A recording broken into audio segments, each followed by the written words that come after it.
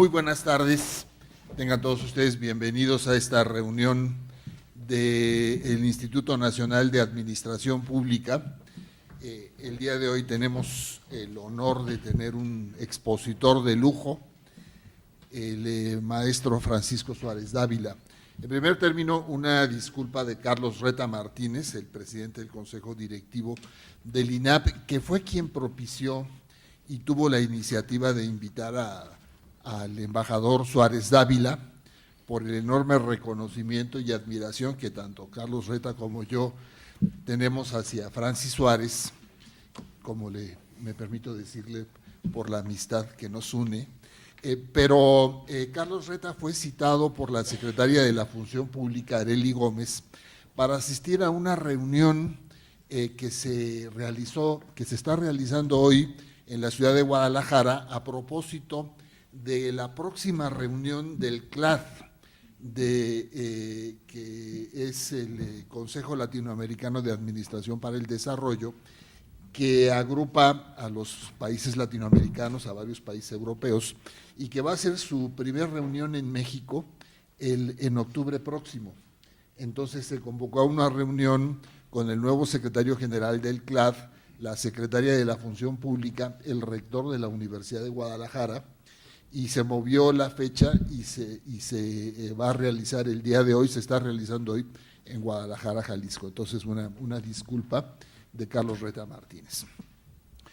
Yo quisiera, darle la palabra directamente al embajador Francisco Suárez Dávila, que no necesita ninguna presentación por su amplísima trayectoria que es de todos conocida, pero quisiera hacer una breve síntesis de su perfil. El maestro Francisco Suárez Dávila es licenciado en Derecho, egresado para nosotros con mucho orgullo de la Facultad de Derecho de la Universidad Nacional Autónoma de México. Hizo una maestría en Economía en el King's College de la Universidad de Cambridge e hizo otros estudios de carácter doctoral en Economía, pero en la Facultad de Derecho y Ciencias Económicas de la Universidad de París. Tiene una amplísima trayectoria académica y política y en la administración pública. Ha sido director ejecutivo del Fondo Monetario Internacional por México, Centroamérica, la República Dominicana y Venezuela, ¿no? Fue gerente internacional del Banco de México, fue director de programación financiera de Nacional Financiera, subsecretario de Hacienda y Crédito Público bajo un muy distinguido secretario de Hacienda, yo creo que histórico, don Jesús Silva Herzog Flores. También lo fue con otro muy distinguido secretario, Gustavo Petricholi, en el periodo 1983-1988. Ha sido un banquero profesional, fue director general de Somex, Banco Mexicano, que fue un grupo bancario de lo más interesante porque desde la banca comercial articuló un proyecto de fomento a la industria. Fue uno de esos primeros bancos influido por muy distinguidos economistas de origen español, ¿no? Después fue director general del Banco Obrero, ha sido 2 veces diputado federal, en una de las 2 ocasiones fue presidente de la Comisión de Hacienda y Crédito Público de la Cámara de Diputados, en una época por demás compleja, ¿no? También en otra ocasión fue diputado federal posteriormente y fue secretario de la comisión de esa Comisión de Hacienda y Crédito Público. Fue representante de México con el rango de embajador ante la OCDE, cuando México recién tenía poco tiempo de haber ingresado a ese club de los ricos, ¿no? Posición que dejó para ser coordinador de la campaña de su gran amigo y maestro Jesús Silva Herzog, cuando fue candidato del PRI al entonces Distrito Federal. Más tarde fue secretario general de la Fundación Colosio, del PRI, y posteriormente ha sido embajador de México en Canadá.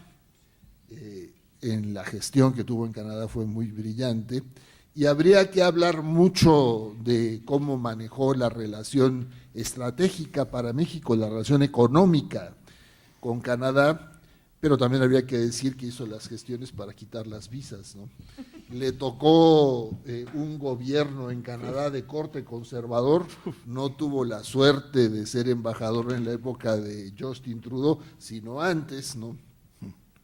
Con un primer ministro más bien de corte conservador, ¿no? Francis ha tenido una trayectoria en el sector público, en la representación política, en el sector diplomático, pero siempre ha tenido un pie en la academia, en la reflexión. Es un enorme y profundo conocedor de la historia económica de México y de la historia política también, pero ha escrito mucho sobre muy diversos temas vinculados con las finanzas públicas, pero sobre todo con el desarrollo del país. Francis es un convencido de la importancia del crecimiento económico de México, conoce muy bien la etapa del desarrollo estabilizador, conoce muy bien todas las tendencias económicas contemporáneas y tiene tanto la formación neoclásica como la visión de la CEPAL, de toda la problemática del desarrollo latinoamericano. Es un experto y yo creo que es uno de los exponentes más destacados y más claros de lo que son los retos para el desarrollo social y económico del país. Ahora, además de su intensa actividad intelectual, porque ha sido profesor en el Colegio de México, en el ITAM, en la Universidad Nacional Autónoma de México, tengo el gusto y el privilegio de compartir con él el honor de escribir para la revista Siempre, cuya directora, gracias a su generosidad, escribimos ahí, está aquí presente doña Beatriz Pajes, a quien yo mucho le agradezco la oportunidad de publicar en esa revista. Bueno, después de esta introducción, le daría yo la palabra a Francisco Suárez Ávila. Bueno, pues muchas gracias, y bueno, después de estos muy amables comentarios, pues me la pone muy difícil de tratar de estar un poco a la altura de lo que ha comentado. Bueno, agradezco mucho la invitación de mi estimado amigo Gerardo Gil Valdivi del INAP para presentar algunos puntos de vista sobre dos temas fundamentales que están interrelacionados: el crecimiento y la desigualdad, las dos grandes cuestiones ignoradas, lamentablemente. Eduardo Suárez, ministro de Hacienda de México, que impulsó el crecimiento de nuestra economía de 6% anual durante 11 años, de 35 a 46, escribió en sus memorias, subrayando el carácter fundamental de estos dos temas. El problema de México no está en lograr la estabilidad económica, sino en lograr la elevación del ingreso nacional, la elevación del ingreso per cápita, alcanzando hasta donde es posible una mejor distribución del ingreso. Estos conceptos adquieren en la actual encrucijada de México una enorme vigencia para salir del relativo estancamiento en que estamos inmersos. Uno de nuestros principales objetivos nacionales, tan importante como recuperar la seguridad y abatir la corrupción, debe ser acelerar el crecimiento económico. Este debe ser incluyente y sostenible, es decir, buscando al mismo tiempo reducir pobreza y desigualdad y preservar el medio ambiente. Estos objetivos se refuerzan entre sí. Esta debe ser una motivación nacional en cuyo logro participen todos los partidos, todos los sectores, en suma, todos los agentes económicos. Lamentablemente, estos objetivos no están presentes con la prioridad que demandan en las primeras muy débiles manifestaciones del debate electoral y político y en los tentativos programas de gobierno. No están subrayados ninguno de los dos con la suficiente fuerza, sobre todo el crecimiento, en el nuevo modelo económico del programa de López Obrador, ni en el del Frente. El gobierno sigue obsesionado con la estabilidad financiera y la consolidación de las finanzas públicas, dentro de una agenda de cambio que el PRI no debe ceder por aferrarse a la estéril causa del continuismo. Abanderar estas prioridades sería una aportación fundamental. Hay que reconocer que llevamos todo el milenio, de hecho más allá, experimentando, de hecho sufriendo, el lamentable modelo del estancamiento estabilizador. Esta fue una frase que utilicé en la Cámara, por cierto, estando en la oposición. Mantenemos un crecimiento mediocre del 2% anual, no derivamos ventajas del gran auge mundial en materias primas, incluyendo para nosotros el rico yacimiento de Cantarell, que benefició a todos los países emergentes de 2000 a 2008. Fuimos el país en crecimiento 157 de 170. Hemos estado empecinados en preservar la estabilidad de precios, la famosa meta del 3%, y consolidar las finanzas públicas. Actualmente no hemos logrado ninguno de los dos. La inflación alcanza niveles peligrosos de casi 6.7%, el doble de la meta. El déficit fiscal es del 3%, que no se canaliza a la inversión como debía en todo caso ser, sino que es lo necesario para dar servicio a la deuda. ¿Sí? Para eso sirve, para pagar intereses. La deuda, por cierto, que aumentó en 4 o 5 años del 30 al 50% del Producto Interno Bruto. Como indicadores de desigualdad del otro tema, aprovecho el excelente estudio que hizo Oxfam, hay un estudio de Oxfam sobre México. En estos días, en Davos, saca un informe sobre la desigualdad mundial en estos días, y de Gerardo Esquivel, un magnífico economista mexicano que ahorita tiene a su cargo el centro de estudios, uno de los centros de estudios del Senado. El famoso 1%, porque está de moda el 1% más rico de cada país. El famoso 1% más rico de México, el 1% más rico del total de la población, ese 1% tiene actualmente 21% de los ingresos totales del país. 1%, 21% de los ingresos totales del país. El 10% más rico tiene el 64% de los ingresos totales del país. Y el ingreso medio de este grupo 10% más rico es 30 veces mayor que el 10% más pobre. Por cierto, en el 21% estamos no tan lejos de Estados Unidos. Estados Unidos es donde se hace la distribución del ingreso, claro, a otros niveles, pero anda como por 18. El salario, es otro dato muy importante, el salario en el ingreso nacional llegó a estar hace unos 20 años, el salario del ingreso nacional estaba en 40% del ingreso nacional, ya de por sí bajo. Pero en 2012 ya es 27% del ingreso nacional. Una caída de 40 a 27 como participación de ingreso es enorme. Esto quiere decir que el capital, las utilidades, tienen actualmente 73% del ingreso nacional. Esta es una cifra muy impactante. Las brechas entre estados pobres y ricos es de las más altas de la OECD. El ingreso familiar de la Ciudad de México es 3 veces, el ingreso familiar promedio es 3 veces el de Chiapas. La brecha de nuestro ingreso per cápita con el de Estados Unidos es mayor que el que había antes de NAFTA. Sí, NAFTA no ha servido para nada en ese sentido. Tenemos 53 millones de pobres. Este es un dato que saca Oxfam que es muy impactante, inclusive cuando estaba viendo.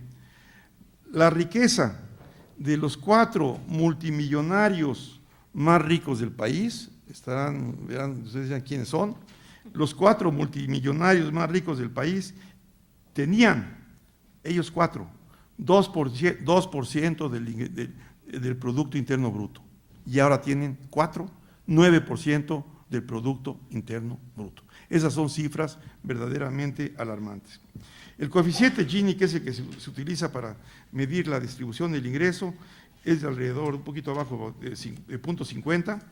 El promedio de la OECD, y ahí, antes de impuestos casi todos están iguales, 0.50, 0.48, 0.52, pero después de impuestos, el coeficiente Gini para los países avanzados de Europa es de 0.32, pero nosotros con nuestro 0.50 somos 107 de 132 países, o sea, en todos estamos prácticamente en el campeonato. Tenemos uno de los más altos porcentajes de jóvenes sin educación y sin empleo de la OECD. En un momento España tuvo un porcentaje muy alto en plena crisis, pero el nuestro es 22% de los jóvenes no tienen educación ni empleo, los famosos, que es una palabra que muy peyorativa, ninis. Casi la mitad del producto está en actividades informales. En suma, México experimenta un aumento en la desigualdad mientras la economía se mantiene estancada. Darle la principal prioridad a la estabilidad y a la belleza del equilibrio en las finanzas públicas es un lujo que puede darse Alemania, que es el país más obsesionado con este tema, o en general es un lujo que pueden darse economías maduros con altos niveles de bienestar. Es un lujo que no podemos dar nosotros y es ilusorio pensar que preservando estos objetivos el crecimiento brota espontáneamente, no es cierto.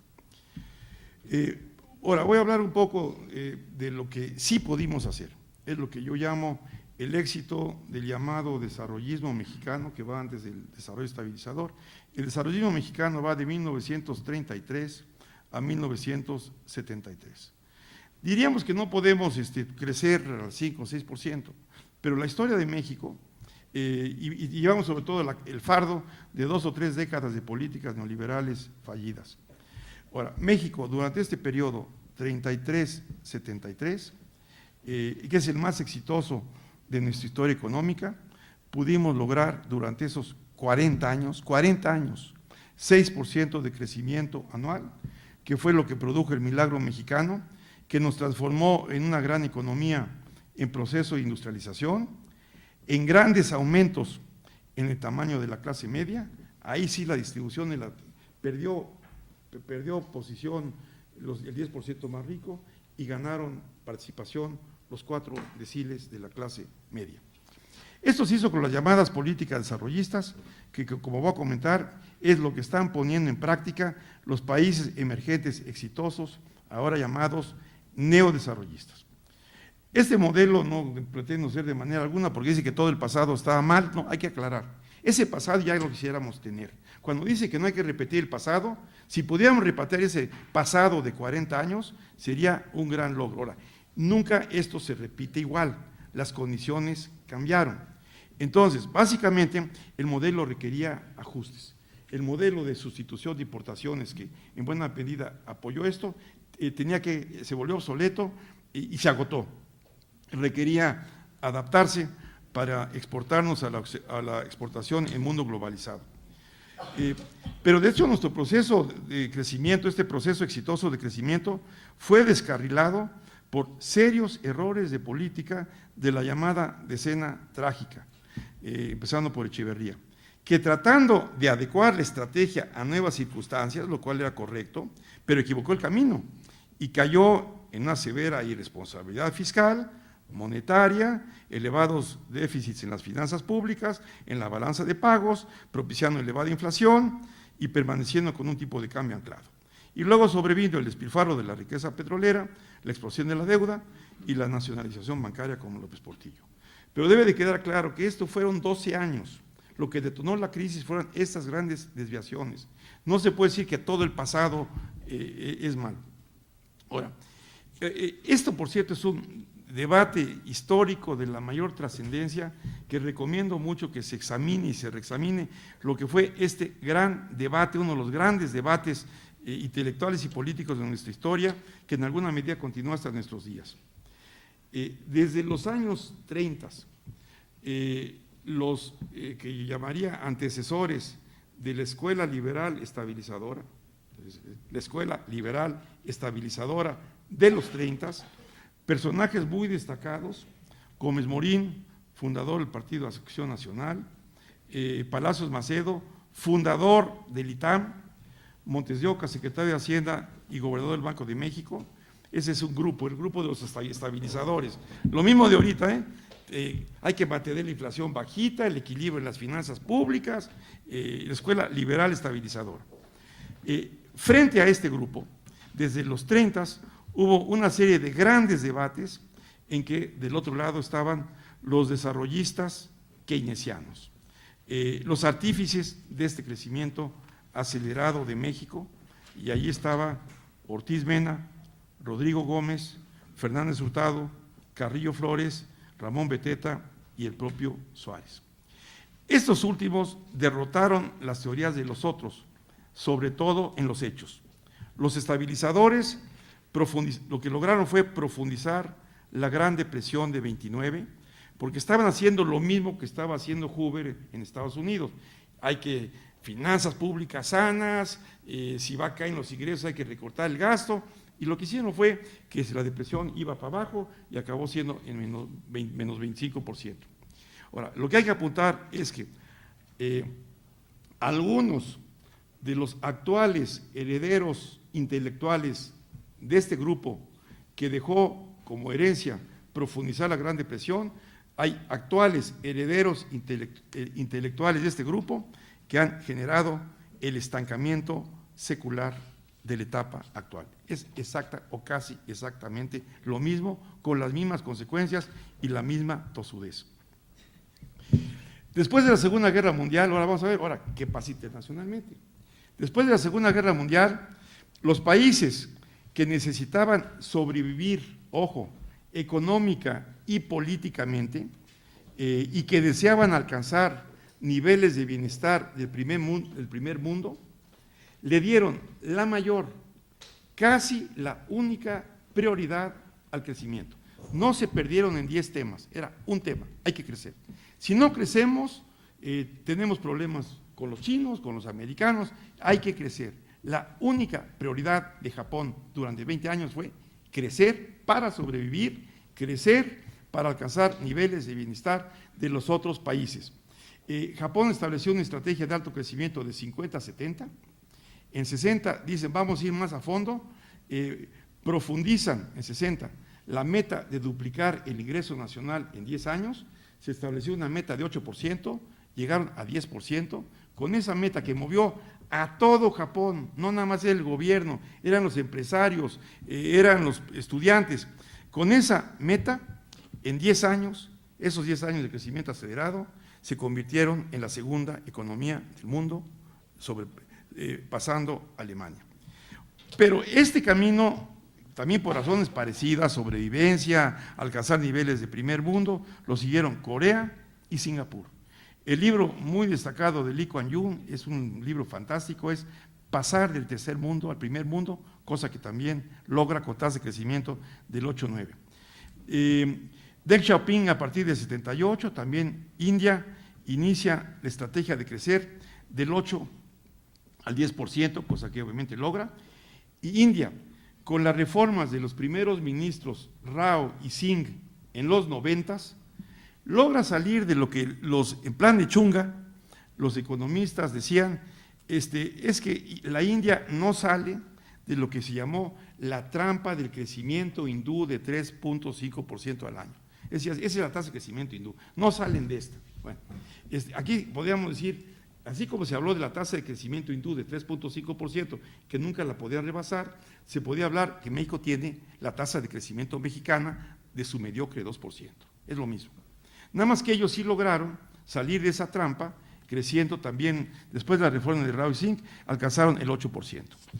Casi todos los asiáticos de la cuenca del Pacífico crecen a niveles cercanos al 6%, incluido un país con muchos problemas como Filipinas.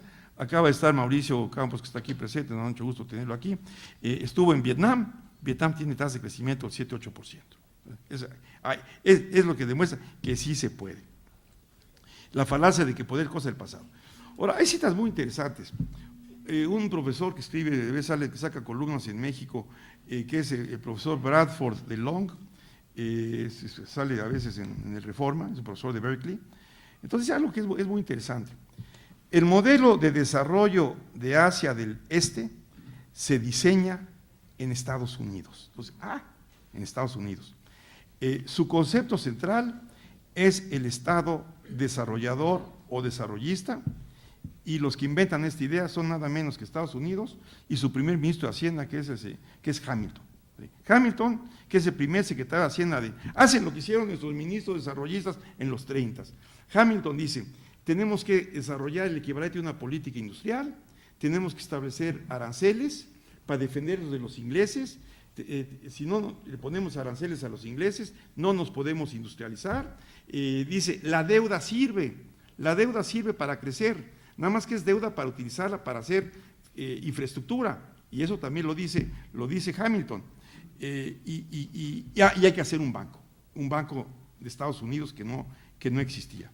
Entonces, Hamilton inventa esta idea. Entonces, a los americanos, pues si tú eres el origen de esto. Ahora, ¿qué pasa? De Hamilton, a través de un gran economista alemán que estaba exiliado en Alemania, que es Federico List lleva las ideas de Hamilton a Alemania, y Bismarck introduce las mismas políticas.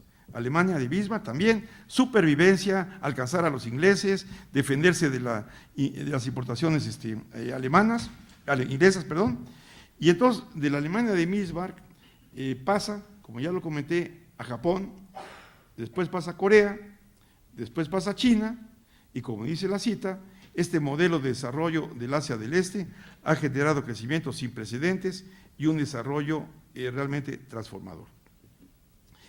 Inicialmente me había pedido Gerardo que comentara algo sobre el pensamiento de la CEPAL, y bueno, ya ahorita cambié, lo hice un poco más general, creo que más atractivo, pero la desigualdad es un tema central de nuestro tiempo, y la CEPAL tomó ese tema.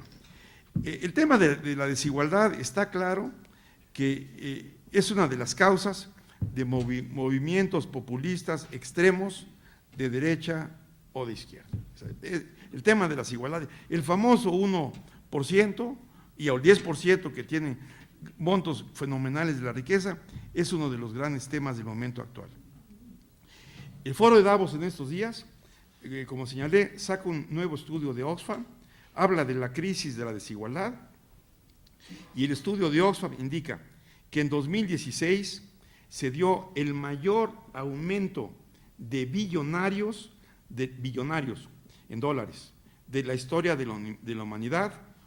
Un billonario en dólares por cada 2 días. El mayor crecimiento de billonarios en la historia de la humanidad.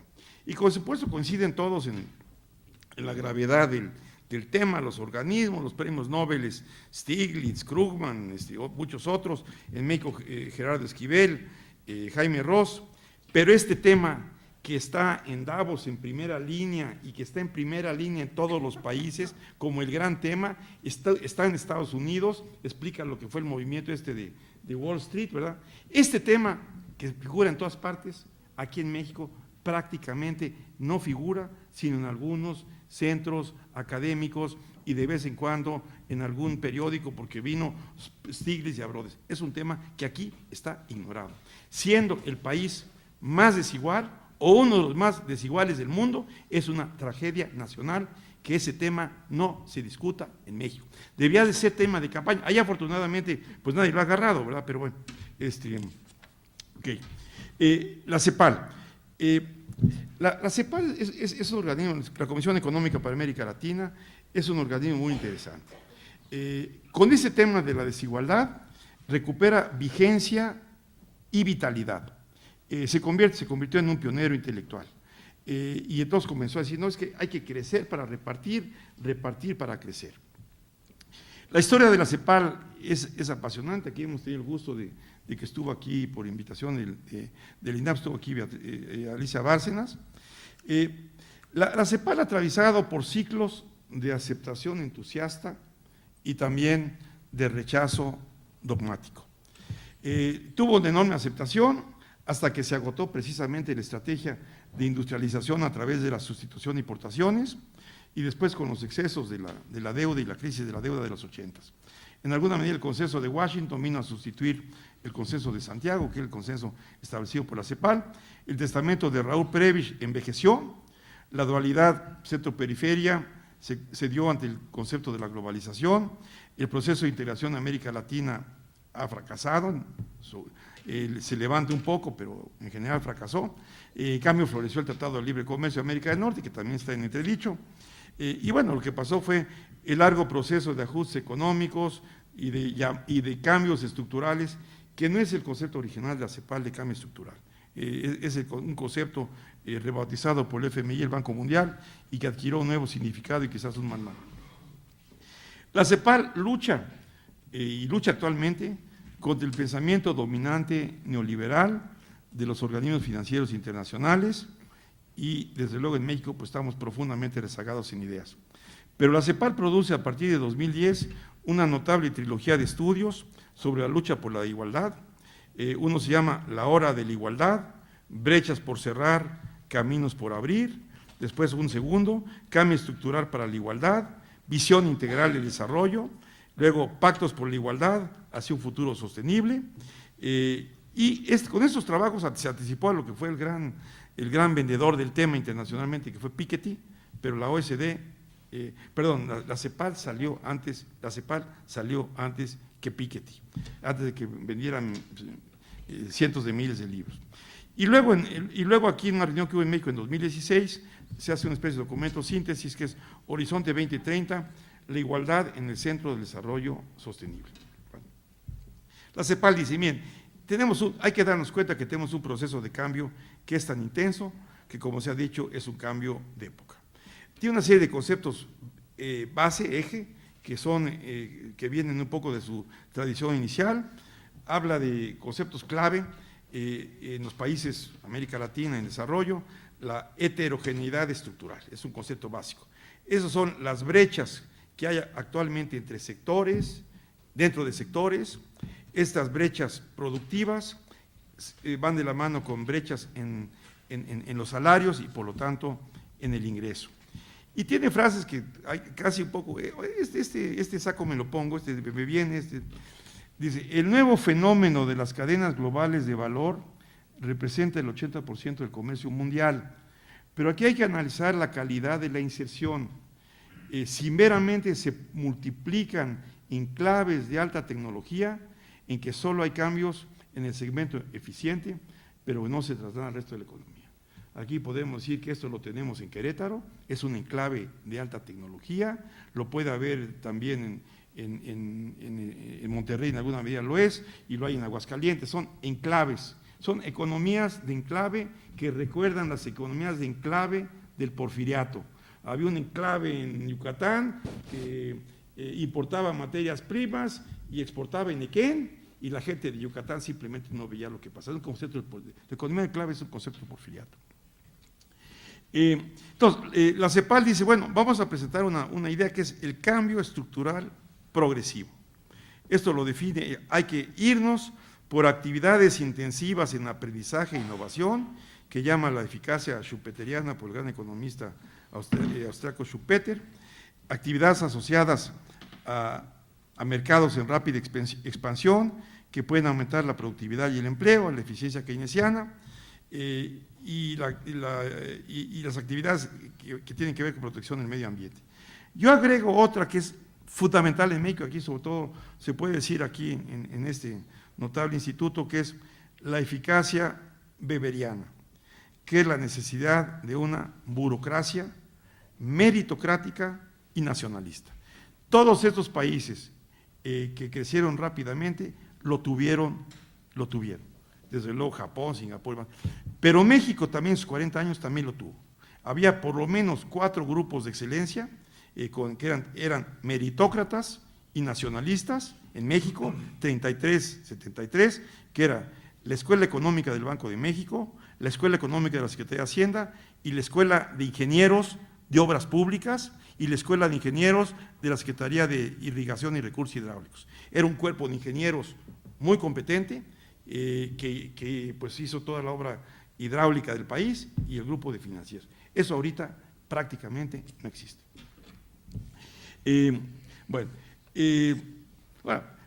La CEPAL dice, bueno, el Estado adquiere un papel fundamental, pero necesitamos un Estado distinto que realice gestión estratégica con mirada de largo plazo, diseño de desarrollo nacional, construcción y negociación de consenso. La idea del pacto está muy metido en la CEPAL y el financiamiento necesario.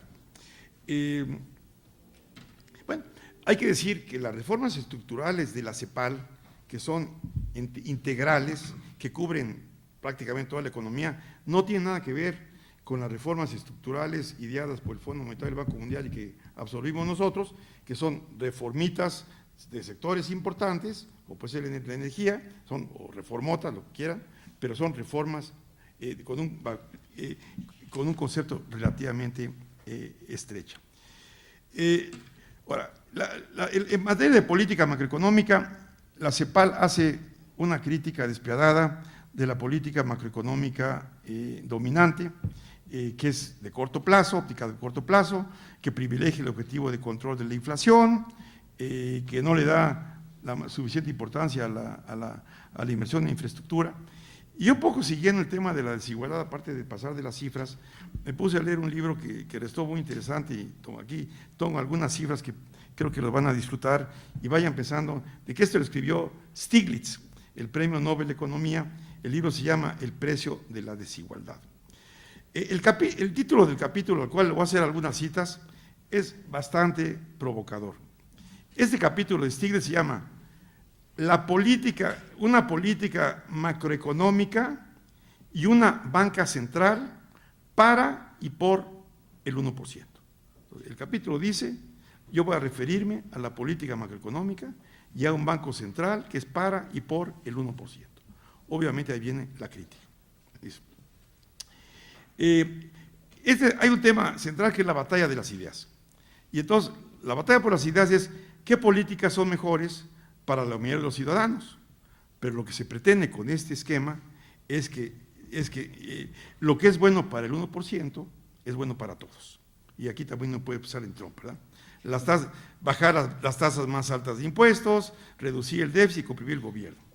Tiene otra cifra, una cita muy bonita. Así como la gran recesión llamó la atención sobre la creciente desigualdad de Estados Unidos, destruyó otros dos mitos. Uno, que el énfasis sobre que reducir la inflación es la base de la prosperidad económica. Ese es un mito, según él. Segundo mito, que la mejor forma de asegurar la estabilidad económica es un Banco Central independiente. Esto amerita que algunos de mis amigos del Banco de México digan, este señor no es un premio Nobel, seguramente es un marxista-leninista salido de la Unión Soviética, porque de ese calibre es lo que está diciendo. Entonces dice, la mayor contribución de los bancos centrales a la desigualdad es el fracaso para imponer una adecuada regulación y aplicar adecuadamente la que existe. La desregulación ha tenido dos consecuencias. Primero, la creciente financialización de la economía y segundo, la explotación por los bancos del resto de la sociedad.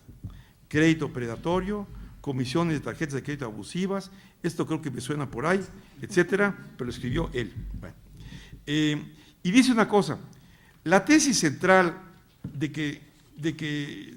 acerca de la independencia de los bancos es absolutamente clave para aislar a los bancos centrales de influencias políticas. Él dice, los bancos centrales de Estados Unidos y Europa no actuaron bien en la última crisis. Su comportamiento fue bastante más pobre que bancos centrales menos independientes, le hace más vinculados con la estrategia del gobierno en China e India. Los bancos centrales de Europa y Estados Unidos habían sido capturados por sus sectores financieros. Dentro de la idea de introducir elementos al debate nacional, garabateé una nota histórica hereje para mis amigos neoliberales.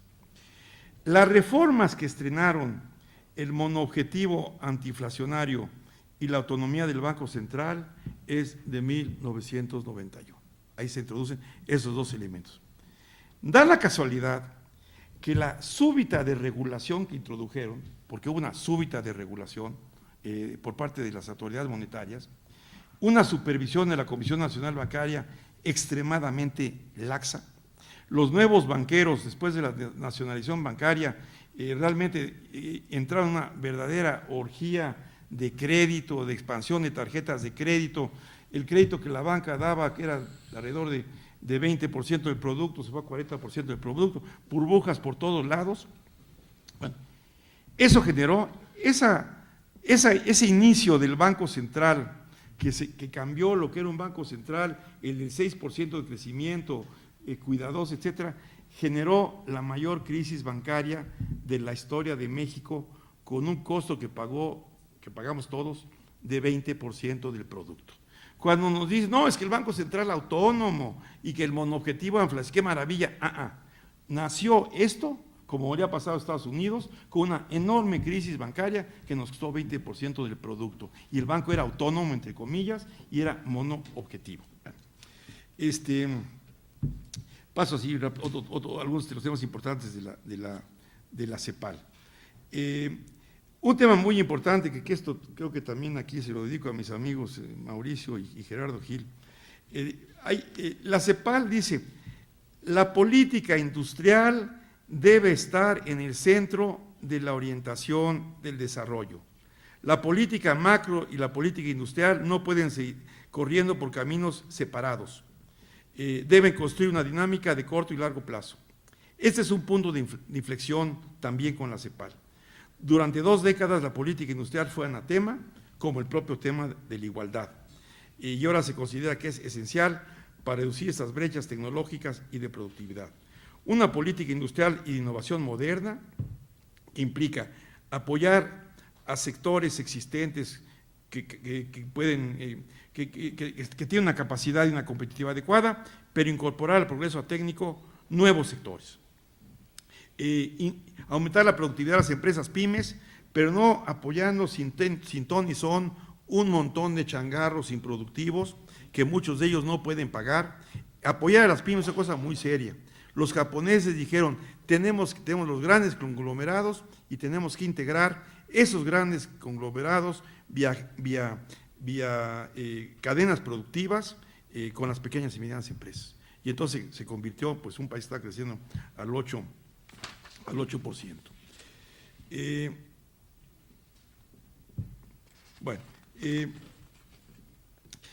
Quiero también nada más un tema importante. Al hablar de que el crecimiento debe ser nuestro principal y nuestro gran objetivo, aquí también lo que estoy diciendo es que hablar, como lo hace un poco la CEPAL, solamente de atacar la igualdad no es suficiente. Si atacamos solamente la desigualdad, finalmente podemos acabar básicamente repartiendo un pastel del mismo tamaño que no crece. Repartir la riqueza existente no sirve para nada. Realmente el sentido de atacar la desigualdad significa que sea con un tamaño de pastel que crece. Por eso el crecimiento es el objetivo más importante. Si crecemos al 5 o 6%, hay para todo. Cuidando nada más de que sí haya políticas adecuadas, compensatorias, porque si no lo que puede pasar es lo que ha pasado en algunos países, es que crecen al 6%, pero solamente los grandes empresarios, los ricos, captan toda esa riqueza. Entonces, eso hay que… Pero si no creces, no hay nada posible. Bueno, voy finalmente a una lista de temas para no dejarlo simplemente en buenos objetivos. Nosotros debemos retomar como gran estrategia nacional, darle la absoluta primacía a crecer entre el 5 y 7% anual. Todo el mundo debe… me comentaban los secretarios de Hacienda del Desarrollo Estabilizador y los desarrollistas, el secretario de Hacienda se levantaba en la mañana diciendo, ¿qué voy a hacer hoy para impulsar que el país crezca? y los empresarios se contagiaron de eso, ¿no? Ahora, pues ¿cómo le hago para que la inflación sea de 2% y cómo le hago para que el equilibrio fiscal, que tampoco está logrando, se mantenga? Es crecer entre 5 y 7%, que se pudo. Esto, como los japoneses, todavía no alcanzamos a Alemania, pero creciendo entre 5 y 7%, nos podemos convertir en la 7ª economía mayor del mundo. Eso es perfectamente factible. Estamos en la 14ª, creciendo ahí, seríamos la 7ª. Y con un ingreso per cápita que ahorita tenemos del orden de 13,000 millones de dólares, perdón, 13,000 dólares, tenemos que llegar a niveles de España, Corea, tenemos que llegar a niveles de 25,000 dólares. Ahora, esto implica voltear de cabeza algunos de los elementos de la actual política económica. Desde luego, aumentar la inversión pública, particularmente en infraestructura. No podemos, es que no podemos crecer. No, claro, no podemos crecer. México lleva 8 años consecutivos con inversión pública negativa. 8 años consecutivos con inversión pública negativa. La inversión pública es del orden del 4% del producto, que es el que tuvimos al final de la decena trágica, la gran crisis de deuda, que pues, tuvimos que recortar la inversión pública, 7 puntos por debajo de lo que teníamos antes que viniera la crisis. Somos el país que invierte en infraestructura más bajo de toda América Latina, o entre los más bajos. Quiere decir que en inversión en infraestructura, que tenemos 1 o 2%, estamos a niveles de Bolivia y de Haití o por ahí. A lo mejor mejoramos un poco con lo que está invirtiendo en el aeropuerto de la Ciudad de México y algunas cosas de ese tipo, pero tengo mis dudas. Necesitamos una reforma fiscal integral que recaude lo que necesitamos para invertir y que necesitamos para invertir y para redistribuir vía ingreso y también vía gasto focalizado. Muy importante, requerimos un sistema financiero que debe sustentar el crecimiento. Ninguno de estos países dejó que la banca, o peor aún, las filiales de las sucursales españoles hacían lo que quisieran. Decía, mira, mi meta nacional es crecer al 5 o 6%, necesito apoyar tales y cuales sectores, necesito apoyar a tales y cuales regiones, y tú tienes que adecuar, no te voy a decir exactamente, tienes que apoyar esto. Los bancos de desarrollo, aquí tenemos, la banca de desarrollo jugó un papel muy importante, la banca de desarrollo mexicana, Nacional Financiera, jugó un papel importantísimo en el desarrollo industrial del país. Nacional Financiera llegó a invertir cerca del 7% del producto en créditos a la industria. Actualmente toda la banca de desarrollo, que yo llamo que es la banca de su desarrollo, no créditos por más de 3% del producto. Es una banca de desarrollo raquítica. Pero ahí los chinos lo que dicen es, los bancos de desarrollo hay que llamarlos policy banks. Son bancos de política como un instrumento fundamental para sustentar la política industrial y sectorial. La banca privada está aumentando un poco el crédito a la empresa, pero de manera muy importante es una banca muy orientada hacia el consumo con márgenes leoninos. Actualmente las tiendas de raya, que son los créditos a la nómina y que están empezando a tener cartera vencida. Y entonces del caso de que a esta banca domiciliada en México, los grandes bancos españoles, como BBV, por ejemplo, Santander, tienen su mayor nivel de utilidades en México, mucho más que lo que tiene utilidades en España. Pero lo que es dramático, cifras españoles, es que, por decir algo, las utilidades en México son así, en España son así, pero el crédito en España es así y en México es así. O sea, es poco crédito con altos márgenes, tiendas, como repito, de raya, con márgenes leoninos. Y las AFORES, que son recursos de largo plazo de los trabajadores, que deben jugar un papel muy importante, aunque ha disminuido un poco, siguen invirtiendo una parte muy importante en papel gubernamental. Eso tampoco es su función. El Banco de México, como la Reserva Federal, se deriva de lo anterior, debe perseguir un objetivo dual, crecimiento, empleo, y estabilidad, nos gusta copiar a los gringos, es lo que hay, es lo que hacen ellos, y no la estabilidad monoteísta. Y acometer la política industrial y de innovación, impulsando el mercado interno, estableciendo cadenas de producción hacia afuera y hacia adentro, una política de desarrollo regional y urbano que reduzca la pavorosa brecha que implica serios problemas sociales entre los estados del norte y centro, como Querétaro o Aguascalientes, que tienen tasas asiáticas de crecimiento de 6 o 7%, con la pobreza que hay en Guerrero, Michoacán, Chiapas, Oaxaca. Una política comercial diferente, lo que nos falló, ha crecido mucho el comercio, como dijo un economista mexicano muy bueno, Moreno Brid y Jaime Ross, es un modelo sustentado, es un modelo de crecimiento sustentado en las exportaciones que no genera crecimiento. Y no genera crecimiento porque son básicamente, nos convertimos en una gigantesca maquiladora. Estamos exportando mucho, pero estamos importando mucho. Y eso fue pues, la famosa frase del secretario de Economía, muy respetable, pero cuando dijo que la mejor política industrial es que no haya política industrial y que la mejor política regional es que no haya política regional, y estamos pagando ahorita los platos rotos.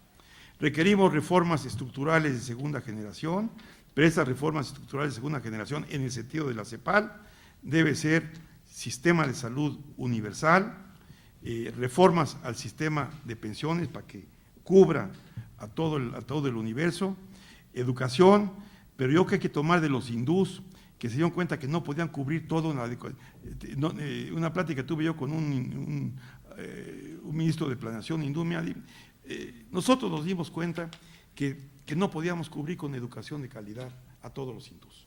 Si le dábamos educación a todos los hindús, le tocaban 5 rupias a cada uno. Nosotros fuimos por otro camino, la verdad vale la pena pensarlo, que lo que importa es meter todo el dinero a la educación tecnológica, a la educación científica. Ahí es donde capta uno a la gente que sale de las escuelas. Las escuelas habrá malas, buenas y regulares, hay un universo básico, pero casi por ley de probabilidades sale un número suficiente de gente inteligente que, si le dan la oportunidad de tener educación científica y tecnológica, puede hacerlo. La India está tapizado de centros de educación científica y tecnológica, y por eso está creciendo al 8%. No estamos metidos en enormes gastos. Yo creo que hay que hacer lo posible por educación básica. Se llevan, como dijeron los hindús, se llevan ríos de dinero. Ustedes tienen el segundo sindicato más grande, nosotros tenemos el sindicato mayor del mundo, y tienen muchos problemas esto de todo tipo. Eso no es el camino. Y bueno, lo que hay que hacer también, pues, ¿cómo se le hace para tener recursos? Hay más de 1000 programas de apoyo a la pobreza, de los cuales la mayor parte no generan resultados, no sirven para nada, son clientelares o asistenciales. Si uno consolida todos esos miles de programas de asistencia, de apoyo a la pobreza, y si uno ve que año con año el Congreso aprueba ya, porque ya hay clientelas, 100 programas de apoyo a la agricultura temporal, que también en muchos casos no sirven absolutamente para nada, no tienen resultados. Con eso sí se puede estudiar, quizás no todo de golpe, pero estudiar, avanzar hacia un concepto de renta básica y quizás también de manera muy importante, ya lo hizo Chile también, a un seguro de desempleo, que sería muy importante. Si cancelamos todo lo inútil, hay para hacer lo realmente que transforma. Bueno, celebro mucho que el INAP haya convocado este foro. En alguna vez estoy tomando algunos de los minutos que le tocaban a Moreno, pero yo lo que concluiría es una economía que crece 5 o 6%, que se convierte en la 7ª economía del mundo, fuerte, además de permitir atender a premiantes necesidades sociales, es también, como lo fue para los países desarrollistas asiáticos, que con gran espíritu nacionalista dijeron: la única defensa que tenemos contra los chinos, contra los japoneses, contra los americanos, es tener una economía de primer mundo, una economía que está creciendo, una economía que es fuerte. La motivación nacional como un elemento adicional es realmente la única forma que podemos defendernos con prestigio, con fuerza y con orgullo nacional de los retos que nos vienen de Estados Unidos. No es defendiendo un poquito aquí y allá, un poquito más del Telecán, no es defendiendo migajitas. Esta es la solución, pero eso requiere un gran esfuerzo nacional, que espero que haya el liderazgo que lo permita, como fue el caso en México hace algunos años y lo que fue el caso pues en buena parte de los países exteriores. Entonces, bueno, pues lamento quitarles el tiempo, pero bueno, tomé un poco el tiempo de Luis Fonserrada, perdón, de Juan Carlos. Entonces, muchas gracias por su atención. Muchas gracias.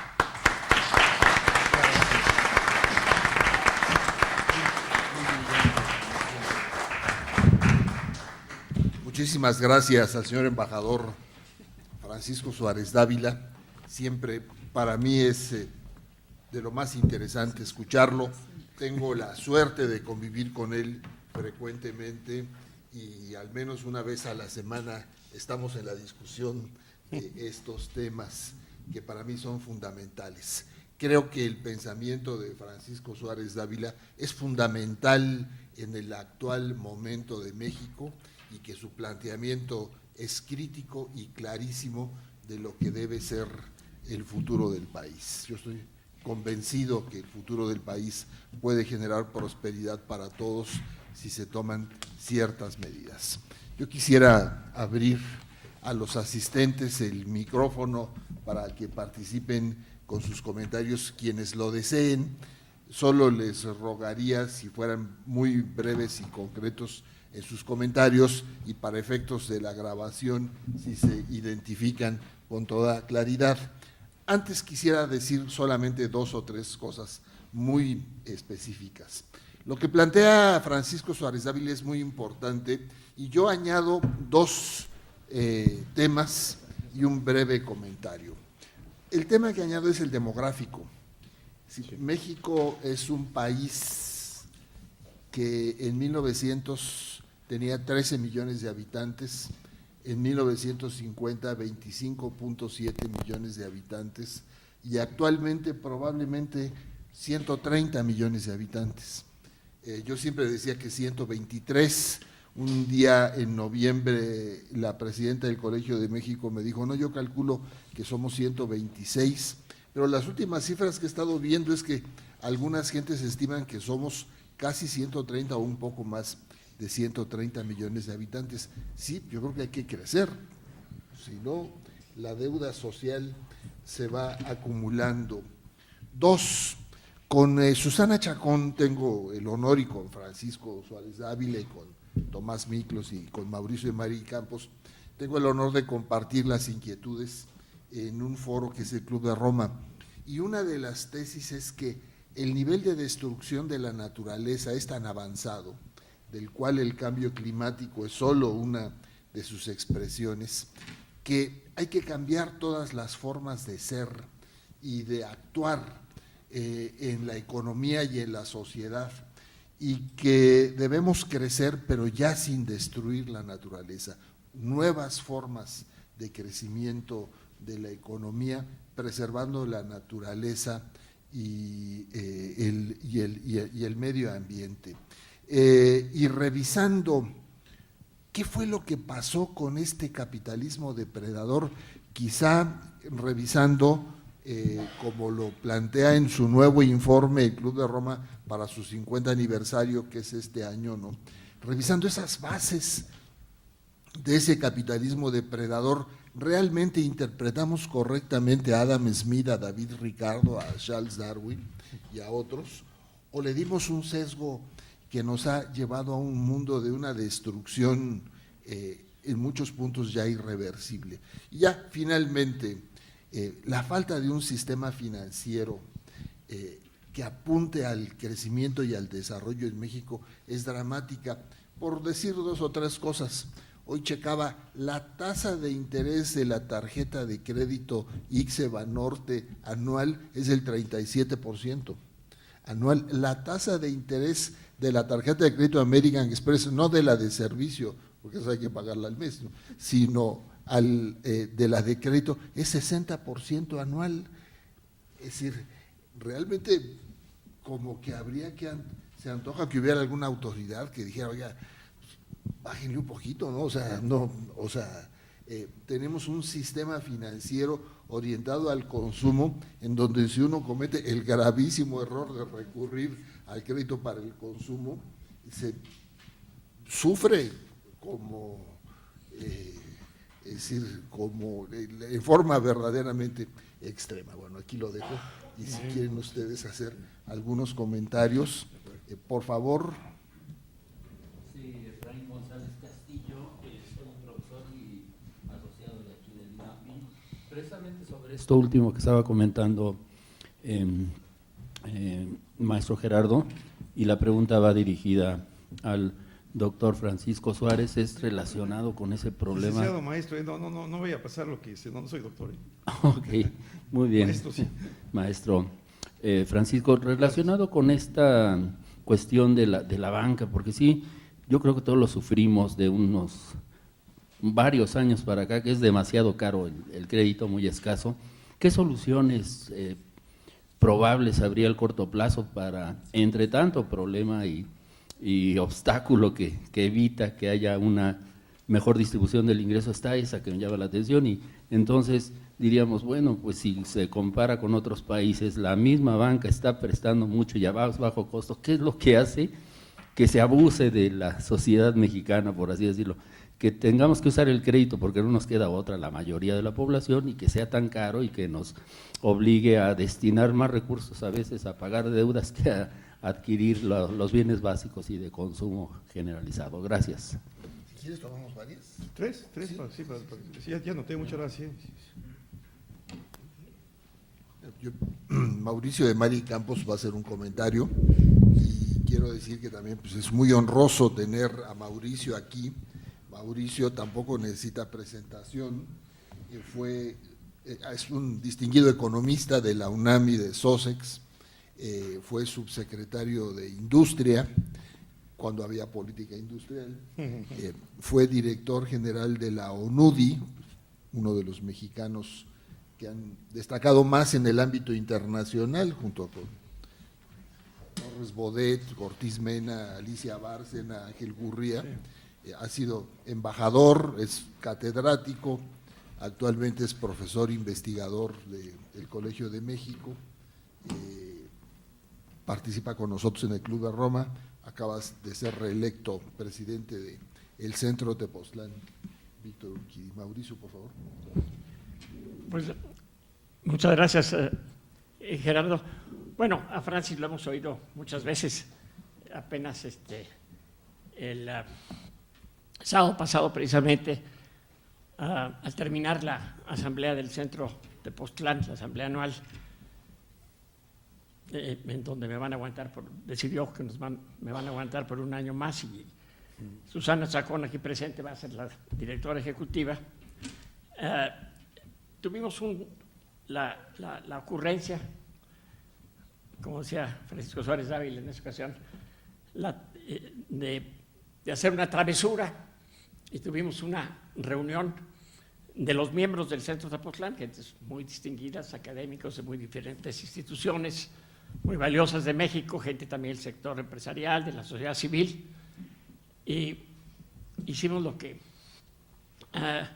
algunos llamaron una especie de ejercicio de un gabinete sombra independiente. Yo escribí mi artículo del Financiero precisamente este martes sobre ese tema, y nos divertimos mucho, pero en serio, es decir, tomando los temas serios. Y yo creo que el planteamiento que acaba de hacer Francisco Suárez Dávila pues está en el centro de esa discusión, aunque claro está, hay muchos otros elementos que preocupaban ahí a los presentes, y hubo desde quien se ocupó como aspirante al puesto de secretario de Gobernación de temas de violencia, seguridad, gentes que tocaron el tema del desarrollo social, aspirantes al puesto, entre comillas, de lucha contra la corrupción, la impunidad, etcétera, ya se pueden imaginar.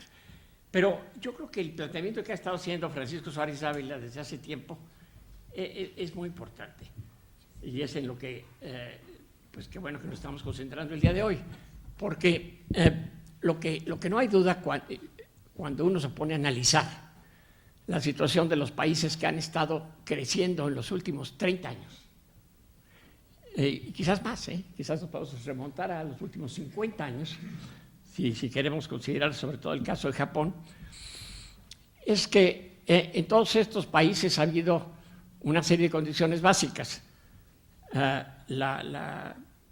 Una fundamental es que ha habido un consenso dentro de la sociedad, una visión de largo plazo que estamos precisamente tratando de elaborar y concluir para abril en el Centro Tepoztlán, y aquí participan varios. Gerardo, estamos esperando su planteamiento de derechos humanos, pero Susana Chacón, Francisco Suárez Dávila participa en este ejercicio. Y yo creo que lo fundamental que uno puede ver es que lo que es fundamental, como decía ya Francisco, es el tema de crecimiento, el tema de igualdad, pero que tiene que haber una visión compartida de la sociedad, que se dice fácil, pero es lo más complicado. Ya Francisco hablaba del papel muy importante de que haya una visión de largo plazo. Tiene que haber, tenemos que enfrentar el corto plazo, por supuesto, tenemos que ser muy realistas. Como alguien ha dicho, el largo plazo empieza mañana, ¿verdad? Hoy, pero al mismo tiempo tiene que haber una perspectiva que vaya más allá del tradicional horizonte sexenal. Siempre hemos dicho que lo vamos a hacer, pero nunca lo acabamos haciendo. Y lo inmediato acaba pues dominando. Pero si uno ve el caso de Japón, el caso de China, el caso de Vietnam, como decía Francisco, donde estuve recientemente, bueno, Vietnam apenas, es decir, hace un par de décadas, ¿verdad? Salió, es decir, después de lo que fue la guerra de Vietnam, que estaba totalmente destruido, hoy en día está creciendo al 6.8-7% anual, ¿verdad? Durante muchos años. Y así pasó antes con Corea del Sur, ¿verdad? Entonces uno dice, ¿qué nos pasa? Y aquí yo quisiera destacar algunos, nada más 3 elementos que me parecen importantes. El primero, y lo mencionaba Francisco, es que en todos estos países no solamente hay esta visión de que hay que crecer distribuyendo para tener un mercado interno, pero tiene que haber un Estado nacionalista que conduzca el proceso. Y en esos momentos, pues hasta en Estados Unidos, que tanto criticamos y tanto nos disgusta, bueno, hay una visión de Trump de los Estados Unidos, su famosa grandeza, etcétera, America First, pero no lleguemos a extremos. Pero creo que lo que sería importantísimo sería ese consenso que tiene que lograrse a través de un pacto que tiene que ser obviamente de carácter político, pero con una nueva visión de largo plazo que le dé prioridad al crecimiento, como decía Francisco, que ponga de cabeza el esquema que no nos ha estado funcionando en los últimos 25 o 30 años o que ha sido insuficiente. Segundo, yo creo que algo que es importante aquí en el INAP es hablar precisamente de eso que Francisco tocó de pasada, pero que es muy clave para los que estamos estudiando este tema. Yo lo estoy estudiando actualmente dentro de un programa que participa también Francisco con el caso de Japón, en el caso de Vietnam. Y lo que puede ver uno muy claramente es que sí se necesita una burocracia con un liderazgo fuerte, por supuesto, del Estado, pero una burocracia que tenga esa visión de futuro. Y se necesita una burocracia meritocrática, pero definitivamente con un nacionalismo atemperado por las realidades de la globalización actual. Pero eso no quita, es decir, en que dentro de esa globalización haya esa persecución o esa insistencia del interés nacional. Y ustedes dirán, yo lo pondría como un reto. Recuerdo que en la época, que en el periodo de Fox, pues hubo toda una legislación nueva sobre el servicio público. Bueno, ¿dónde se quedó? Yo lo que he visto es que lo que han predominado son las excepciones que permitía la ley. Y no tenemos más que en algunas áreas, y hay que reconocerlas, porque también las hay, ¿verdad? En la Secretaría de Hacienda, en algunos lugares de la administración pública, hay ciertos grupos muy importantes que hay que rescatar, que hay que fortalecer. Pero no es el fenómeno generalizado. Es decir, no tenemos esa burocracia con una visión de largo plazo. Dos, y aquí quiero insistir mucho en esto, creo que lo mismo podemos decir del empresariado. Yo he trabajado mucho con el sector industrial, toda mi vida, el sector público, y cuando estuve en Naciones Unidas a nivel internacional. Y cuando uno compara, vamos a ser muy sinceros, no tenemos un empresariado nacional, verdaderamente, aquí diría yo, schumpeteriano, dispuesto a tomar riesgos con visión de largo plazo.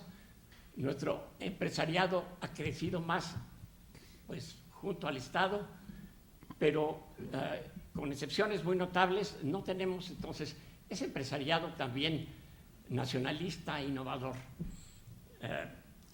Y tercero, y yo creo que ese es el gran reto, es porque necesitamos una sociedad civil, una ciudadanía mucho más participativa. Ahora, ¿cómo proceder en todos esos sentidos? Pues a mí me encantaría oír algunos puntos de vista, porque eso es el tipo de retos que estamos viendo. Tenemos muchos ejemplos de cómo le han hecho en el exterior, lo estamos tratando de estudiar, pero lo principal es que lográramos que en México pudiéramos contar con esos elementos básicos. Y yo creo que aquí, en ese sentido, el INAP es una institución que pues, está lidiando con todos, que ve estos problemas institucionales, que yo estoy convencido que son claves, más allá de lo que decía pues, Francisco con mucha claridad, Francis, digo, que tengamos una política macroeconómica desarrollista, que tengas políticas sectoriales, regionales, todo lo que ya dijo que no lo podía suscribir más. Pero, como muchos nos han dicho, bueno, el mejor plan se puede tener, pero si no hay el liderazgo político, si no hay la capacidad empresarial, alguien me decía, bueno, ¿con qué empresarios vas a trabajar? ¿Con los de siempre? No, necesitamos un nuevo perfil de empresarios. Y pues esto está en ámbitos de lo cultural, de lo institucional. Pues ahí les dejo el reto, pero pues más no podía apoyar el planteamiento de Francisco, que lo he oído varias veces. Muchas gracias, Mauricio. ¿Podemos tomar una última de esta ronda, Francis, si quieres? Como tú eres el presidente, tú indicas el moderador. Tomás Miklos, que es un distinguido colega y asociado del INAP, es un muy querido amigo mío y muy admirado amigo mío, que se dedica a estudios de futuro, prospectiva, planeación estratégica. Tuve el honor de presentar un libro suyo sobre cambio climático y sus efectos en México recientemente, y repasaba yo un poco su perfil. Es un científico, es un ingeniero químico, es un doctor en matemáticas en Francia, tiene una muy sólida formación humanista, es un hombre universal en ese sentido, y es académico, es consultor, es estudioso y es industrial, es inventor de cuestiones de la más alta tecnología en el ámbito del cambio climático. En alguna ocasión tratamos de embarcarnos en una aventura para contribuir al control de la emisión de gases de efecto invernadero y en los Estados Unidos, pero ganaron los republicanos la mayoría del Congreso y le dieron para atrás a todas las regulaciones ambientales, así que bueno, esperaremos mejores tiempos. Mi querido Tomás, por favor. Es un poco atrevido de mi parte, agradezco la presentación que hace pensar seguramente a los demás que estoy al nivel de los que me han precedido. No es así, y soy un admirador no solamente de don Francisco Suárez Dávila, sino de los que me han precedido. Sí quisiera comentar de una manera un poquito rápida algunos elementos que me llamarían la atención, ¿no? Esto que ya Gerardo presentó como un estudio sobre el futuro, efectivamente es lo que hacemos, procurando conseguir el mejor de los futuros posibles, o sea, realista, no las fantasías muchas veces electoreras que escuchamos de vez en cuando. Entonces, yo admiro la ponencia, me gustaría tenerla efectivamente y aprovecharla debidamente. Sí me gustaría citar 2 o 3 elementos que quizá vienen a mi mente con esta presentación. Una es que estamos entrando en tiempos, en el mundo en general, diferentes a los anteriores. Algunos economistas le llaman ahora los tiempos posnormales, que quiere decir fuera de la ortodoxia, o sea, ya las reglas del juego no son las mismas y eso representa no solo un problema, sino enormes oportunidades. Entonces, yo recuerdo que hay políticas frustradas, como la famosa integración industrial, por ejemplo, y que finalmente no la logramos integrar, seguimos siendo maquiladores. Y cuando no somos maquiladores, estamos efectivamente tratando de competir con las viejas industrias, o sea, vamos a copiar con mano de obra barata lo que hacen en Detroit y bueno, cuando nos cambian la política americana, pues tenemos que perder también muchas de las bases. El mexicano por principio es muy creativo y no lo hemos aprovechado. Esta creatividad la vemos en muchos lados, no solamente en folclore o baile o música, sino hasta cómo nos robamos la luz con los alambritos. Esa creatividad no la hemos aprovechado. Y yo quiero recordar una pequeña escena de uno de mis cursos donde, hablando de la burocracia mexicana, uno de los asistentes dijo, el problema de la burocracia mexicana es que es como un elefante con muchas patas, camina muy despacio. Y yo me atreví a decirle, el problema no es ese. El problema es que unas patas van para adelante y otras van para atrás. Y eso es lo que realmente nos ha venido ocurriendo. En estos tiempos hay una serie de elementos, incluso yo diría de política pública en particular, sobre todo hablando en este instituto, que debieran fortalecer aquello que es nuevo, donde tenemos posibilidades impresionantes de competir. Por ejemplo, hoy en día hasta la física cuántica nos muestra los niveles de incertidumbre en los que estamos penetrando, que rompen las reglas de gentes tan respetables como Einstein, etcétera. O sea, que se rompen las reglas. En este momento, a mí lo que me gustaría en estos tiempos postnormales es decir, ahora vivimos el fenómeno exponencial, o sea, ahora hablamos de este nuevo planteamiento exponencial en el sentido de que podemos crecer. Yo quiero recordar, me atrevo a recordar, que México hacía aviones y ya no los hacemos. Tenía una política industrial para hacer aviones, pero nos ganó Brasil, ahora se los compramos a Brasil y Brasil estaba exactamente igual que nosotros, porque colocó una política pública importantísima con fomento para fabricar aviones. No solo para fines, digamos, militares, sino aviones comerciales, que es lo que nosotros les hemos venido comprando. Eso es el efecto de la política pública bien fomentada. Le llamamos infraestructura, pero la infraestructura del futuro ya no es la infraestructura del pasado. La infraestructura del futuro está basada en, o sea, si lo vemos hasta en la bolsa de valores, las grandes empresas que se han venido multiplicando en sus utilidades son las empresas de la inteligencia. O sea, ya no son el tipo de inversión que acostumbrábamos manejar en la industria. Este desarrollo industrial es diferente en el futuro. Y tenemos la oportunidad de penetrar y de ser cabeza. Esto que ustedes han manejado varios de los ponentes, como esta ausencia de liderazgo, es una ausencia de liderazgo no solo de nuestros funcionarios, sino de México. México, que tenía una posición diplomática importantísima en algunos momentos y que le hemos venido perdiendo. Nosotros tendríamos no solamente un gran liderazgo político, sino un liderazgo comercial, un liderazgo industrial, un liderazgo de desarrollo en los países, sobre todo con los que tenemos mayor cercanía, que quiere decir sobre todo Latinoamérica o hasta Hispanoamérica, para atacar el fenómeno español por lo menos.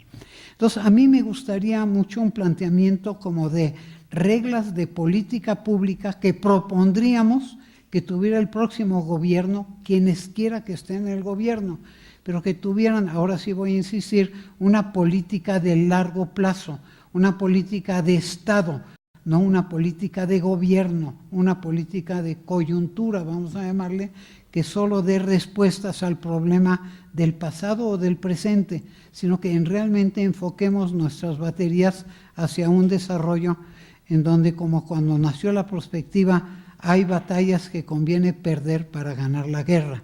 Entonces, en este momento nosotros tenemos que tener clarísimo, y con esto me caso con los comentaristas que me precedieron, una mucho mayor claridad dentro de la incertidumbre de lo que quiere decir lo que nosotros llamamos en prospectiva el futurible, el mejor de los futuros posibles. Y para ello necesitamos también el mejor de los caminos posibles para construir el mejor de los futuros posibles. ¿Qué proponemos insistentemente y sobre todo con un grupo tan potente como el que nos está reuniendo hoy en día? ¿Qué proponemos para que este país lo haga, sea quienes sean los directivos, pero que tenga ese liderazgo de los luchadores que nos es indispensable tener, y no solamente algunos elementos de crítica, voy a llamarle, sino de una crítica constructiva, o sea, en vista de las circunstancias, qué es lo que propondríamos en concreto, como 3 o 4 elementos de política pública, pero pública no quiere decir solo gubernamental, quiere decir del Estado. Esa es mi pregunta. Muchas gracias. Francis. Empiezo con un ejemplo muy bueno que citó aquí don Tomás, porque me tocó en alguna medida conocerlo de manera directa. Trabajando en Nacional Financiera, como en ese momento, gran banco de desarrollo industrial de este país, llegaron funcionarios del Banco de Desarrollo de Brasil, el Bandeso, una institución que se creó mucho más tarde que Nacional Financiera, pero Nacional Financiera es el gran Banco de Desarrollo Industrial de Latinoamérica.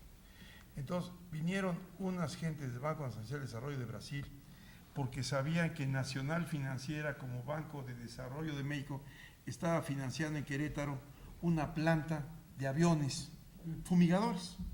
Eran aviones de muy buena tecnología, pero eran aviones fumigadores. Entonces querían ver cómo estaba funcionando esa planta en Querétaro de aviones fumigadores y cómo Nacional Financiera había estado apoyando esa industria para México naciente. Entonces vinieron, estudiaron, lo vieron, y entonces ¿qué decidieron hacer? Decidieron hacer Embraer. De ahí salió Embraer. Nació Embraer, la gran empresa de aviones brasileño, con todo el apoyo del Banco Nacional de Desarrollo de Brasil. Y entonces copiando lo que Nacional Financiera había hecho de manera pues inteligente, pero en pequeña escala. Ese Banco Nacional de Desarrollo de Brasil, que nació en chiquito después de una pinza, a pesar de los problemas que ha tenido, que tuvo, nadie aguanta el éxito, tuvo un éxito, entonces un poco se descarrilaron un poquito en el segundo periodo de Lula, no en el primero.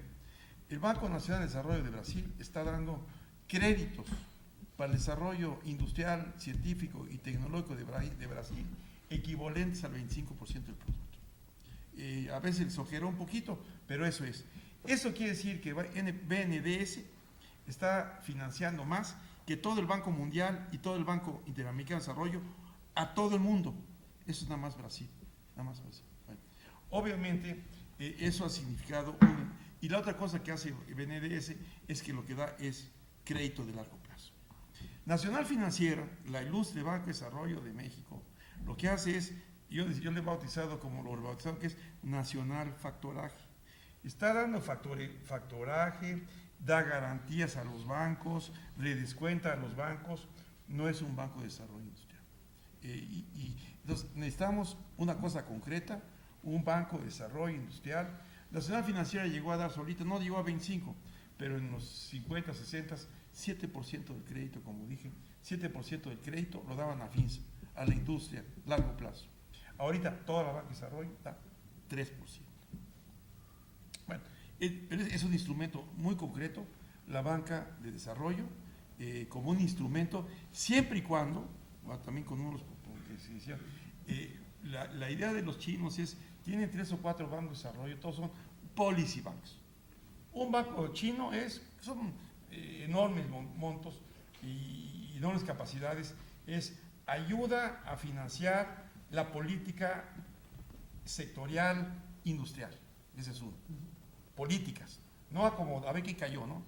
Otro es el Banco de Desarrollo de la Agricultura, también muy importante.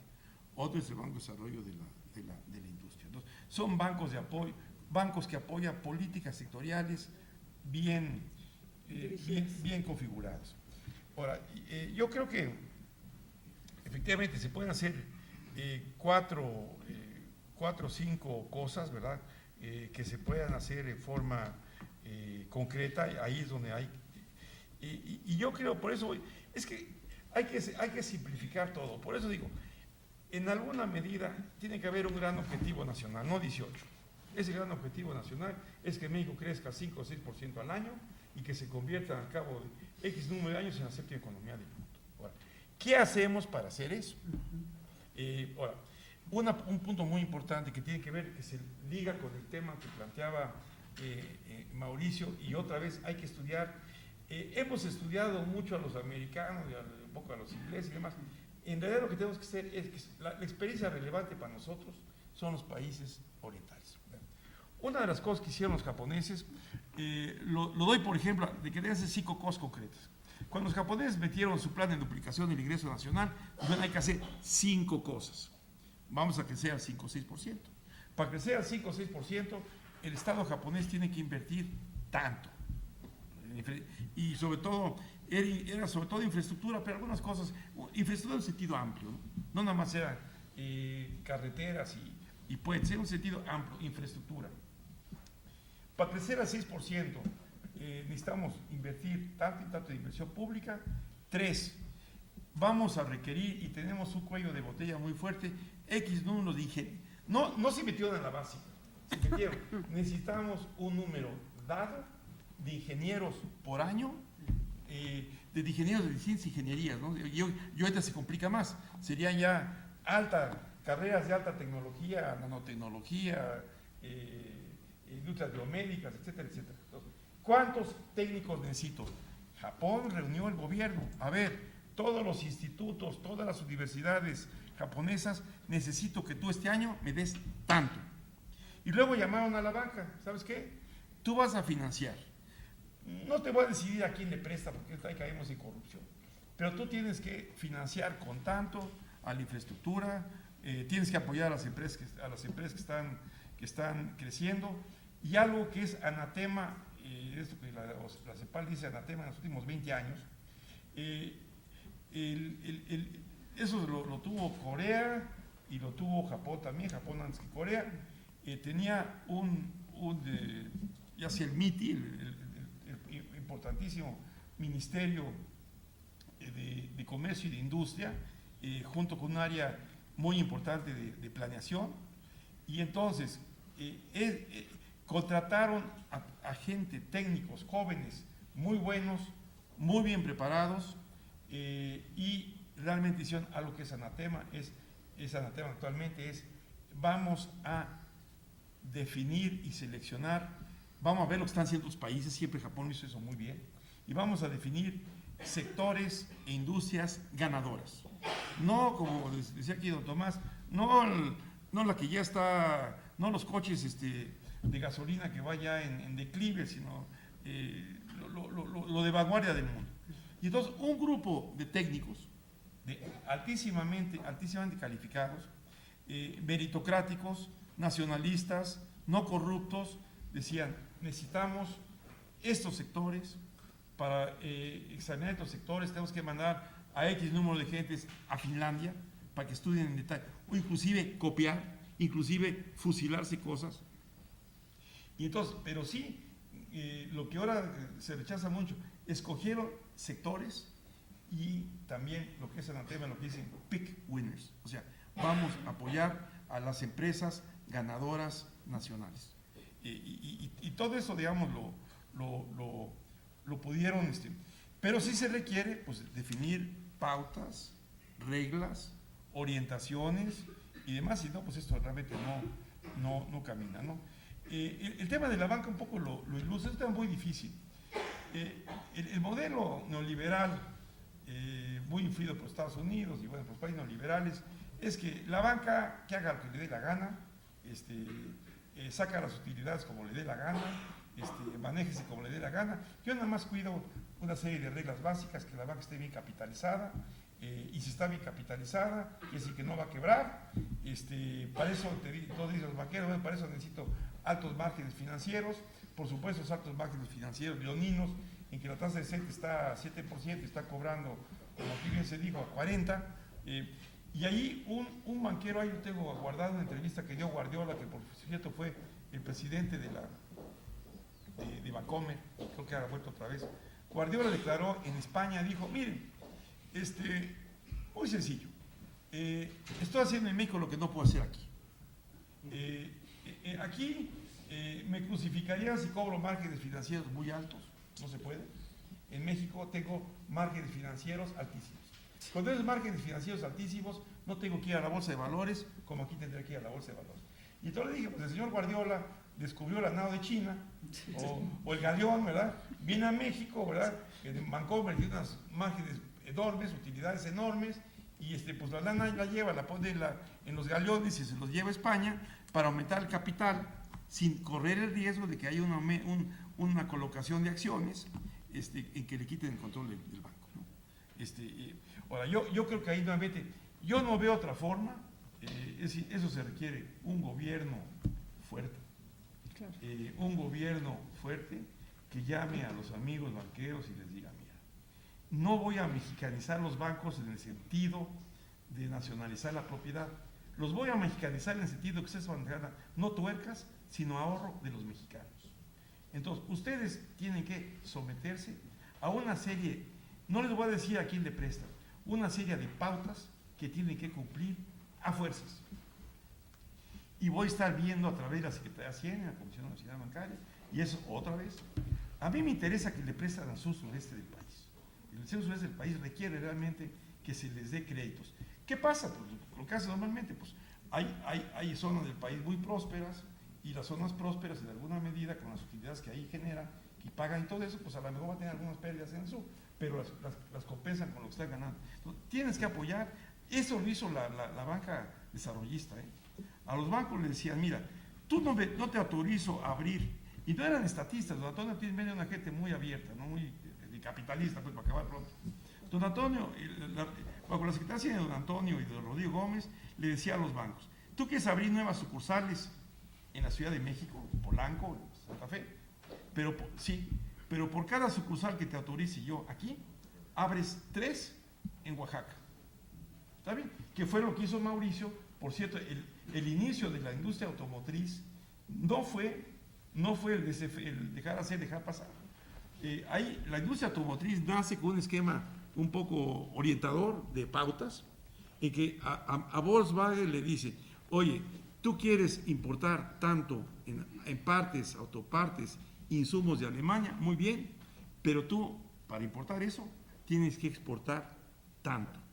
Entonces fue un esquema de intercambio compensado, instrumento de política industrial muy desprestigiada, pero gracias a eso tenemos industria automotriz, porque así surgió. Y otra vez fue, y se hizo en la banca, por ejemplo, se hizo en la banca. Entonces hay que dar pautas, tú me defines cómo, pero vas a definir cuánto le prestas a la industria, cuánto le prestas a la agricultura, cuánto le prestas al sector energético, cuánto prestas a la vivienda, los cuatro o cinco sectores. Tu consejo de administración lo decide, pero a mí me informas qué estás haciendo y te doy algunas pautas generales. Nada que estás prestando todo al consumo. La otra que tiene que haber competencia, ¿no? Es un mercado totalmente oligopólico. Cuando él está cobrando 40 y tantos % o 60%, es que no hay competencia. Brasil otra vez y otros, los orientales. Necesitaremos por lo menos tener un banco comercial fuerte, se puede apoyar, por decir a Banorte, un banco público, propiedad del Estado, que compita diciendo, si Internacional Financiera, hay competencia desleal del Estado, pero un banco, como el caso del Banco do Brasil, que es un banco del Estado, pero banco comercial, comienza a prestar con volúmenes importantes, comienza a prestar no al 60, sino al 20, baja todos los demás. Se necesita inducir competencia con instrumentos públicos de mercado. Yo que eso también es algo de las cosas que se puede hacer en materia de pero requiere que haya una concepción que yo no veo en el horizonte, de decir, no, pues es que la banca, pues que haga lo que quiera, con tal de que esté capitalizada y que tenga utilidades, pues que haga lo que quiera, que presta a quien quiere, que haga lo que quiera. Ese es el concepto actual que viene pues básicamente de la banca americana y de los neoliberales. Y yo que pues se requiere un cambio muy importante de filosofía para poder hacer esto, y pues eso pues tiene que pasar. A lo mejor necesitamos otra sacudida, ¿sí? A veces estos grandes cambios pues funcionan cuando hay una sacudida, una crisis, ¿verdad? Y entonces pues todo el mundo le entra al tema. Pero así cuando todo ahí la lleva, y, pues, mira, no hay ningún banco que ha quebrado, ahí la lleva, qué barbaridad, prestan poco y obtienen muchas utilidades. Pero en el fondo, por eso cité lo de Stiglitz, en el fondo lo que está diciendo Stiglitz es que los bancos centrales, las autoridades financieras de los grandes países europeos y Japón fueron esencialmente capturados por intereses. Sí, ya no tienen fuerza propia, están capturados por intereses, como puede capturarse una comisión cualquiera reguladora que es capturada por cuotas de partidos políticos. O sea, están capturados por interés. No hay un interés nacional, que eso otra vez se requiere liderazgo nacional, una Secretaría de Hacienda muy fuerte, un Banco de México muy fuerte, una Secretaría de Economía muy fuerte, cuya principal función no sea ganar el campeonato mundial de tratados de libre comercio, porque es un poco lo que está pasando ahorita. Hay que volver toda una industria tipo MITI, en que es, a ver, ¿cómo le entramos a los sectores? Y para entrar a los sectores esos de vanguardia, sí, de todos esos países, para esos sectores, sí tienen que meter el gobierno, las instituciones del gobierno tienen que meter capital de riesgo, tienen que meter financiamiento de largo plazo y tienen que, en suma, introducir incentivos. Finalmente, el tema que también lo planteó Mauricio, el tema de la meritocracia y de la burocracia. Yo que aquí, la verdad, yo que un instituto como el Instituto Nacional de Administración Pública, creo que ha hecho algunas cosas que van en esa dirección, pero con recursos escasos y limitados, pero en alguna medida dos casos de países finalmente con una fuerte, históricamente con una acreditada participación del Estado, no el esquema anglosajón de Inglaterra y Estados Unidos, tanto en España como en Francia, crearon el cuerpo de funcionarios del Estado, como ustedes saben, que en el caso de Francia, eran los inspectores de finanzas, que es un cuerpo absolutamente de élite, y básicamente para entrar al Estado, y eso es algo que puede organizar alguien como el INAH, de alguna medida lo hace, pero es, a ver, tú no entras al Estado a menos que acredites que tengas 2 o 3 años de formación de primera línea en el campo en el que vas a entrar. Pero no solamente vienes de Harvard o de MIT, vale la pena que te metas un año en una institución nacional para que entiendas lo que es el país, para que no trates de hacer aquí lo que te están diciendo tus profesores americanos de MIT. O sea, tiene que haber y eso es lo que hacen muy bien los franceses españoles. Y en Japón crearon eso. Es decir, estos cuerpos meritocráticos, nacionalistas y demás, era Japón, el gobierno japonés, formando estos cuadros. Lo único que bueno, no, me duele en parte, pero no totalmente. Unas cosas que lo que he estado leyendo para el trabajo que estamos haciendo para Colmex, es que un poco decía, unas cosas que sucedió con estos cuerpos meritocráticos, tanto el MITI como que estuvieron creando industrias y duplicando el crecimiento del país y todo eso, dice, la mayor parte eran abogados de la Universidad de Tokio, no eran economistas, eran abogados. ¿Eso es lo que más te dolió? Bueno, a mí no me importa, soy abogado de origen, pero eran abogados de la Universidad de Tokio y ingenieros, básicamente. No eran economistas. Los economistas no juegan una parte ahí. Pero yo creo que el crear esta meritocracia, burocracia nacionalista, en la cual yo que el instituto, obviamente necesita una decisión política, que tengan muchos recursos y que se instrumenta, no tiene que dar todas las clases aquí como usted lo hace, ¿no? Si bien subcontratar y demás con las universidades existentes, digamos, Ahora sí, estamos en el mundo post-normal, ¿no? Es el mundo post-normal, y yo creo que es enormes oportunidades en este mundo post-normal, de lo cual creo que en términos generales no nos estamos dando cuenta. Pero es una gran oportunidad. Y yo creo que ahí un poco el problema que sí creo que podemos derivar es un país industrializado, avanzado, con un sistema político en que básicamente están funcionando coaliciones con cachitos por aquí, cachitos por allá. Es un sistema muy capaz de hacer cambios marginales. Cuando viene algo como esto, como lo que estamos viendo, no es suficiente cambios marginales. Y entonces eso, quien quiera que sea, del color que sea, se requiere verdaderamente un liderazgo que integre un gobierno con políticas de Estado, de unidad nacional, con el suficiente respaldo popular ante condiciones de emergencia que puede ser, oye, o nos ponemos abusados o nos arrasa Estados Unidos, porque ese siempre ha sido un objetivo muy importante, y desarrollar efectivamente políticas de Estado de largo plazo, pero empezando con cortos plazos muy concretos, ¿no? Yo creo que tenemos un reto enorme, pero yo creo que también tenemos una gran oportunidad, pero yo creo que mucho de lo que tenemos es realmente voltearlo prácticamente de cabeza, ¿no? Y vos aquí entidades como gentes pensantes y entidades como pues lo que hay que decir es que necesitamos voltear todo de cabeza, porque por donde vamos, yo creo, cambiecitos marginales, el problema de la corrupción, la violencia, etcétera, etcétera, crecimientos mediocres, pues vamos, en alguna medida, pues vamos directitos a algún tipo de crisis, ¿no? Y entonces sí, pues con una crisis, pues sí, es cuando hay grandes cambios, ¿no? Pero espero que no tengamos que llegar a eso, ¿no? Muchas gracias, Francis. Pues,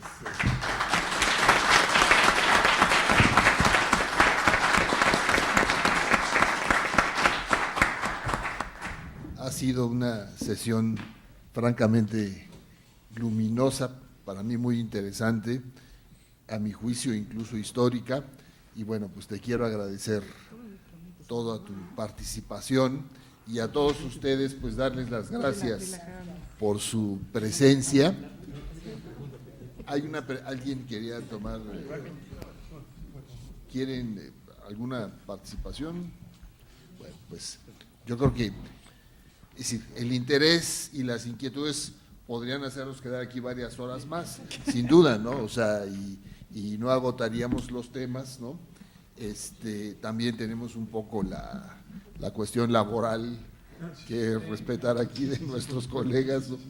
Y bueno, yo les quiero agradecer mucho su presencia en esta reunión, comprometer públicamente a Francis para que me entregue su ponencia por escrito y publicarla en una de las publicaciones. Aquí está el director de la escuela, y que se encarga además de ver todas estas cosas, de la Escuela Nacional de Profesionalización, que está llamada pues a tener un papel estratégico en este país si queremos que este país mejore. Aquí está el doctor Luis Miguel Martínez Ansúrez. Entonces, pues que nos entregues tu documento y creo que será de lo más productivo y distribuirlo entre los asistentes. Muchas gracias, Mauricio, muchas gracias, Tomás, muchas gracias, Susana, a todos.